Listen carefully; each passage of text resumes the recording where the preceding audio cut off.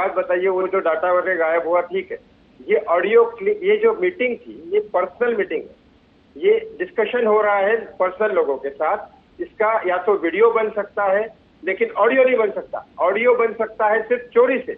तो ये ऑडियो क्यों बनाया गया, क्यों बनाया गया? और आज तक को ये ऑडियो किसने भेजा? रिया ने भेजा, मतलब उसके बाद वो सारा डाटा है और उसके प्लस में जो पॉइंट्स है जो उसके पास सेफ है वो भेज रही है और आप दिखा रहे हैं। लेकिन अगर ये ऑडियो में सुशांत को मैं जानता हूँ, अगर वो कोई और बिजनेस देख रहा होगा फाइनेंशियल सिक्योरिटी के लिए तो वो देख रहा होगा, क्योंकि वो रिस्क लेता था बिजनेस में, लेकिन फिल्म इंडस्ट्री को नहीं छोड़ सकता था। ये हो सकता था कि वो बाहर जाके और दूसरा भी काम करे, जैसे बाकी फिल्म स्टार करते हैं, होटल खोलते हैं, ये खोलते हैं, वो करते हैं, लेकिन वो गलत काम नहीं करता।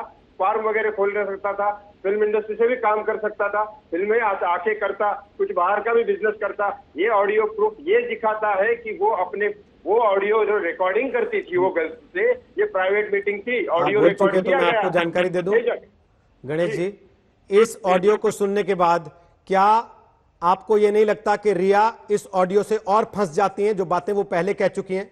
तो फिर आपके मन में ये भावना क्यों आती है कि रिया ने ये ऑडियो दिया होगा?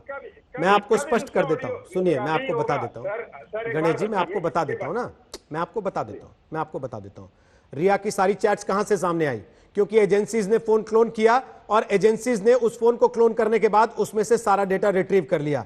हमारे पास ऑडियो कहां से आया, उसके और भी सूत्र हैं। मेरे सहयोगी मेरे साथ खड़े हुए अरविंद ओझा, जो ये स्टोरी लेकर आए, जिन्होंने सबके सामने रखा है। सूत्र आमतौर पर मीडिया में नहीं बताए जाते, लेकिन इस बात की पुख्ता वो तस्दीक कर सकते हैं अरविंद ओझा कि ये ऑडियो रिया चक्रवर्ती की तरफ से दिया गया ऑडियो नहीं है। अरविंद ओझा रखिए अपनी बात, उसके बाद राम कदम और सचिन सावंत आपके पास आ रहा हूं, बोलिएगा अरविंद ओझा।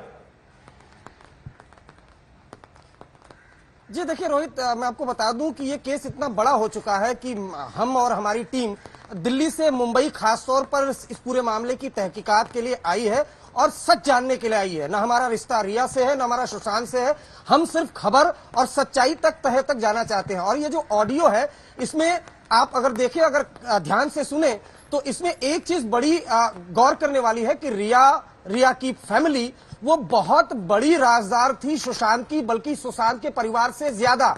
इसमें फाइनेंशियल मीटिंग चल रही है, जो इस एंगल पर मैं आपको बता दूं कि सीबीआई भी इन्वेस्टिगेशन कर रही है। इस मामले में ईडी भी इन्वेस्टिगेशन कर रही है। लेकिन इस ऑडियो में अगर आप देखें तो सुशांत बातचीत तो जरूर कर रहे हैं, लेकिन ऐसा बहुत जिस तरह की आवाज उनकी सुनाई दे रही है, ऐसा लग रहा है कि बहुत वो खुश नहीं है। साथ ही साथ अपनी वो मेंटल कंडीशन की बात कर रहे हैं। लेकिन सुशांत बहुत ज्यादा इसमें इंटरेस्टेड है, फाइनेंस को लेकर। वो मुंबई छोड़कर जाने की भी बात कर रहे हैं। उनके जो एक मैनेजर हैं जहां पर फार्म हाउस में लोनावाला में, उनके मैनेजर से भी हमारी बात हुई, उनका भी यही कहना था कि वो छोड़कर जाना चाहते थे। सवाल यही है कि वो मुंबई से इतने बड़े स्टार बन रहे थे, वो धीरे धीरे वो क्यों छोड़कर जाना चाहते थे?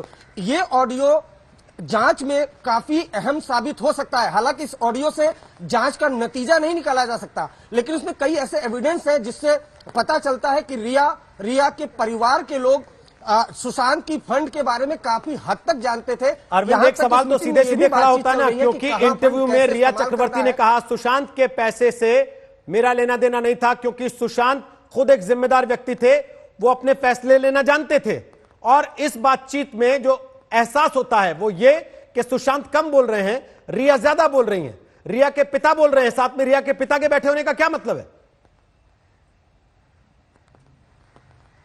जी बिल्कुल वही मैं बताना चाहता हूं, और शायद यही वजह है कि जो रिया के पिता है इंद्रजीत, उनको लगातार जो ईडी है, ईडी ने उनसे पूछताछ की। उसके अलावा जो रिया के भाई हैं उनसे पूछताछ की, रिया से पूछताछ की। तो जाहिर सी बात है कुछ न कुछ उनको क्लू मिला है और तभी पूछताछ हुई। और जिस तरह से सुशांत का परिवार लगातार आरोप लगा रहा था रिया के परिवार पर, ये जो ऑडियो है ये जरूर साबित करता है कि सुशांत के जो सबसे बड़े राजदार थे वो राजदार थी रिया का परिवार। शायद यही वजह है कि जब ये पूरी वारदात हुई है उसके बाद से ही रिया से लगातार सीबीआई पूछताछ कर रही है, ईडी पूछताछ कर रही है।